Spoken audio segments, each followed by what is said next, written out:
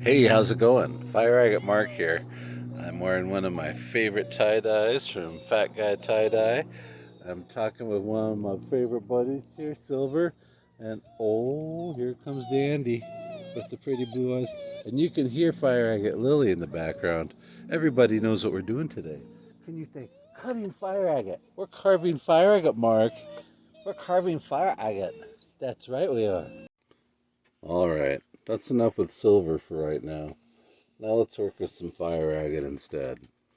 My friend Shirley, she sent me this piece because she was getting stuck, having a hard time bringing out a really bright color, and she's asked, how can you do this? So I've been assessing the piece, just keeping it in my pocket for a while, and realizing that we've got a number of layers exposed through here, and this is the front. Some very bright colors. There's a lot of layers. And if we turn it around, we'll start to see how the layers stack. They go like this. So ideally, your plane would go from here to here, but it's a lot higher on this side.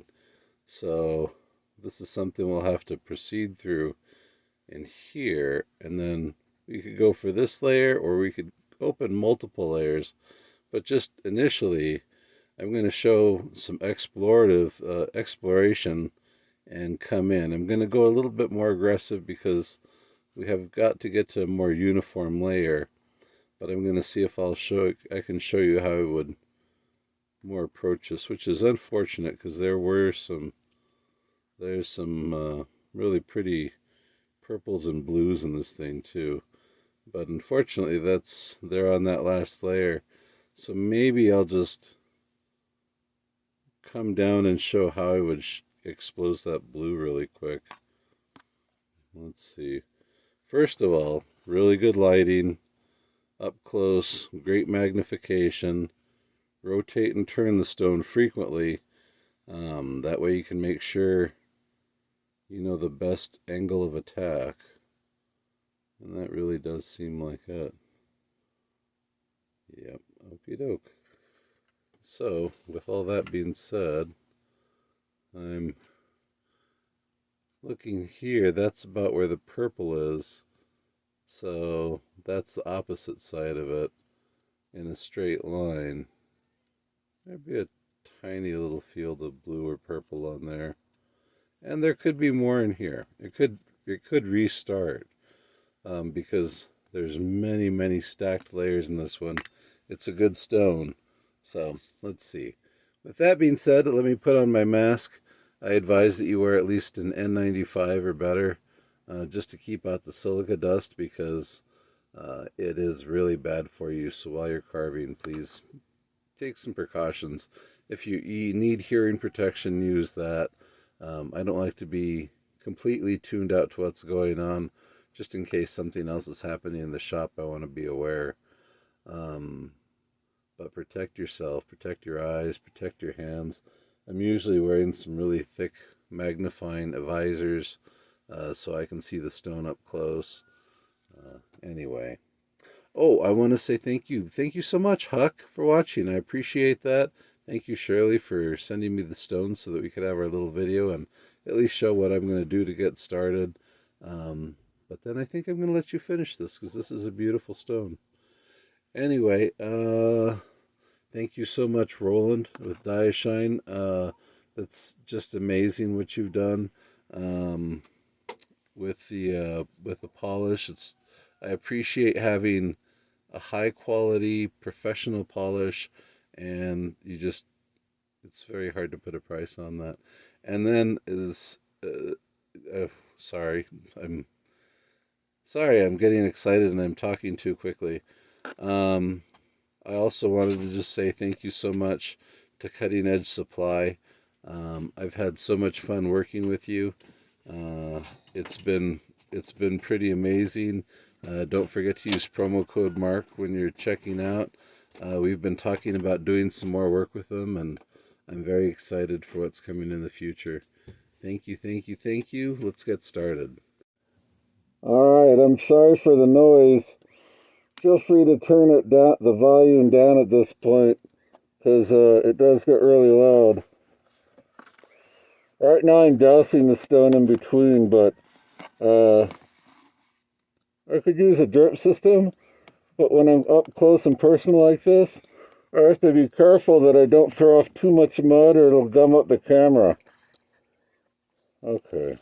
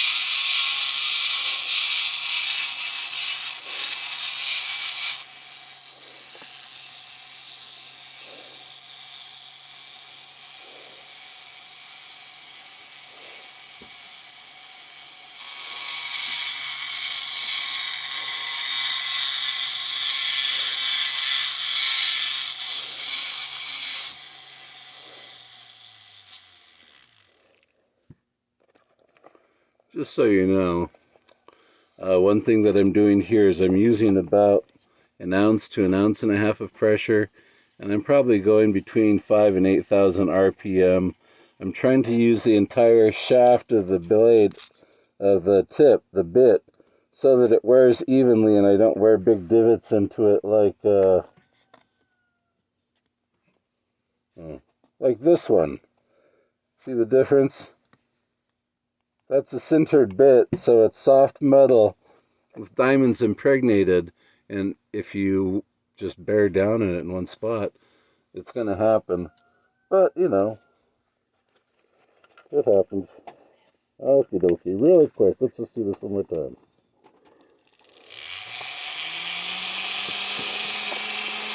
I keep touching the stone frequently so I can see that it's not getting hot, and I can also keep the bit wet.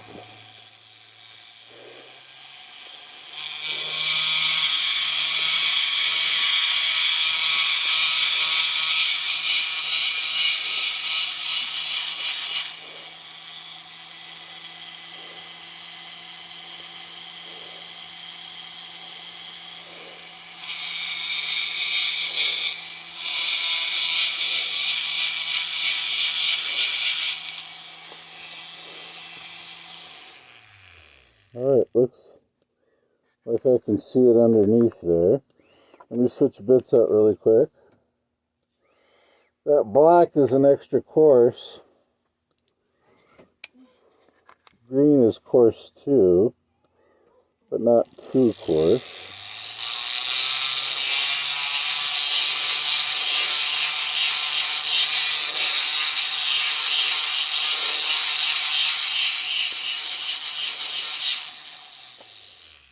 I keep trying to maintain the contour of the bubble in accordance with the rock and the way the colors are laying.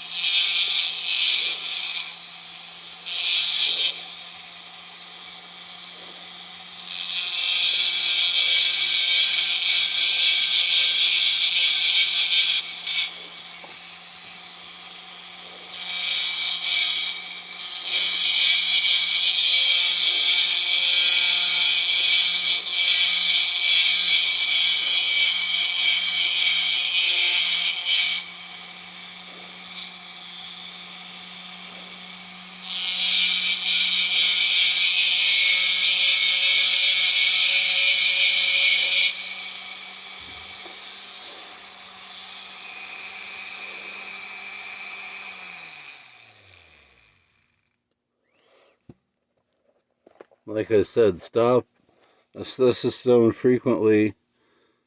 I'm trying to make sure that I'm coming in evenly. And I see that purple is right above the green. I can see the green here. So it's just a really nuanced layer. Let's see real quick. I'm getting into that. I'm going to switch up bits really quick. From coarse, I'm sorry. That was from super coarse to coarse. And now let's see. How about a blue, a medium. And then red is usually fine and yellow is extra fine. Alright, mask up. Safety first.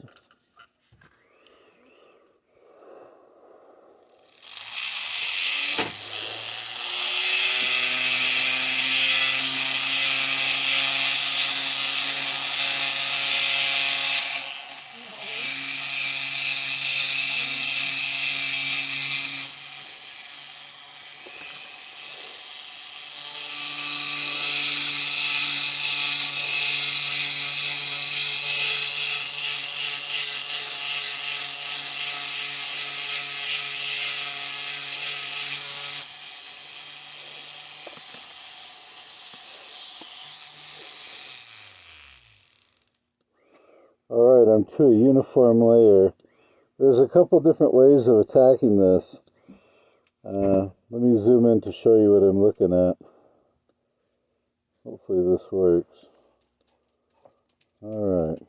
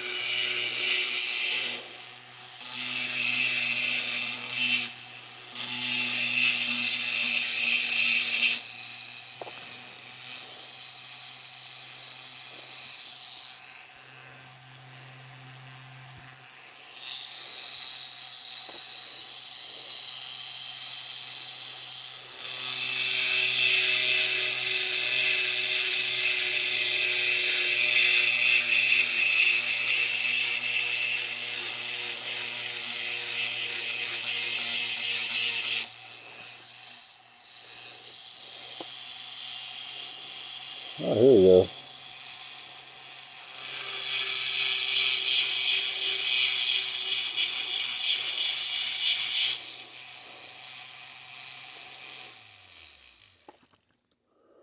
Alright, so from blue, let's see.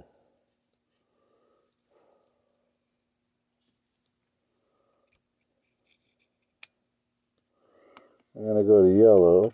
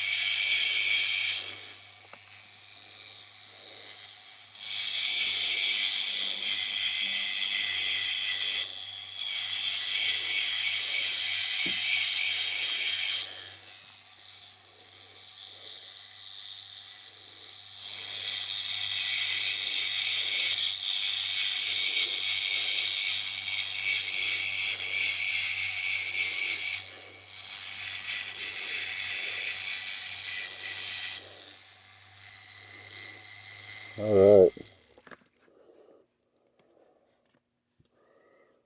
So in a a quick...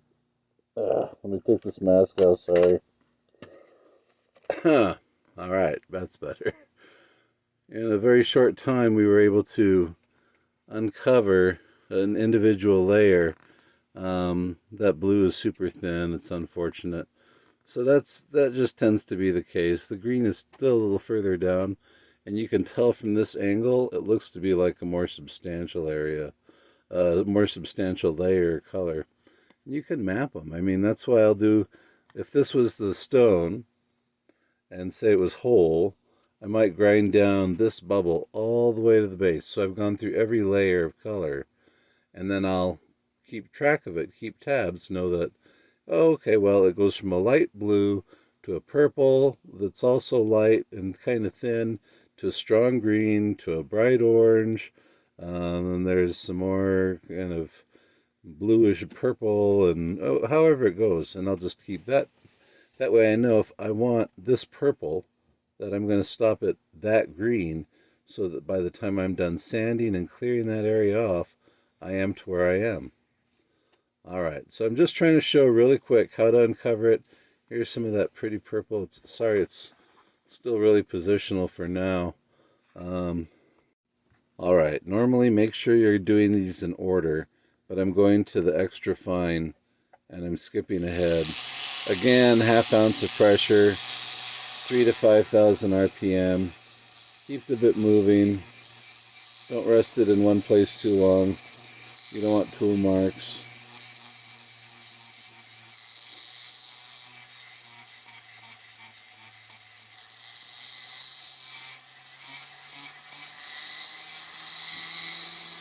If you're going to contour carve, be aware of the position of your color as you're coming into it.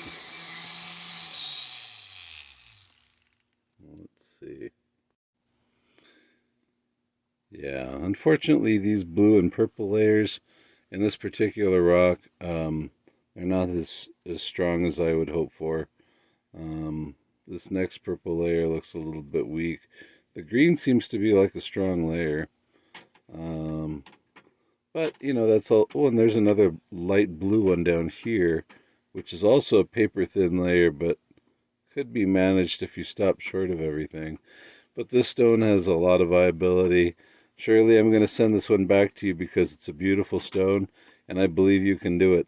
Just pay attention as you're going to make sure you're coming in from this different angles. That way you can be on the same level when you get there. Thank you so much for watching Mark's Minerals videos. I appreciate every single one of you, and I hope you have a magnificent day. Thank you. Love you, Amber.